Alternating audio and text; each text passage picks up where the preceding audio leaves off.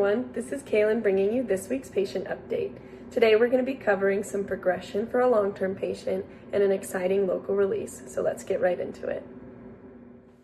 Prairie Falcon 25185 came from Jamestown, Wyoming with a fractured left metacarpus. This patient spent about 8 weeks in a wing wrap, and since wrap removal we have slowly been reconditioning this patient for flight over the past couple of weeks.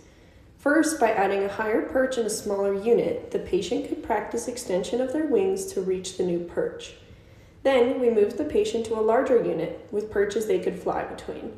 These short flights are the next step in building back their flight muscles. Birds hold the bulk of their flight muscles in their chest, including the muscles that aid in the upstroke of the wing. Let's take a look at this diagram. The large pectoralis muscle, circled in red, is responsible for bringing the wing down in the downstroke portion of the flap. The muscle deep to, or underneath the pectoralis, is the supracoracoideus, circled in green, which aids in the upstroke of the wing by pulling along the tendon attached to the back of the humerus to bring the wings up. This patient will continue to build these muscles, and as progress continues, we will move them to a flight barn in the next week or so. Northern pygmy owl 26-7 came to us from Wilson, Wyoming, having been struck by a car. This patient came in presenting with signs of head and internal trauma. After a short stay in the oxygen chamber and ICU, this patient moved out to a patient care unit. The patient has been bright, alert, and responsive since intake and has remained that way. After about 2 weeks, we determined the owl had made a full recovery and was ready for release.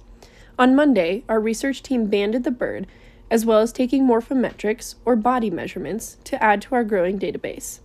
You can see here a member of our research team is measuring the owl's head length. On Tuesday, February 10th, we had a successful release right here in our backyard. Staff, volunteers, and participants from our Little Wings program were able to watch this small owl return home after a short stay in our clinic.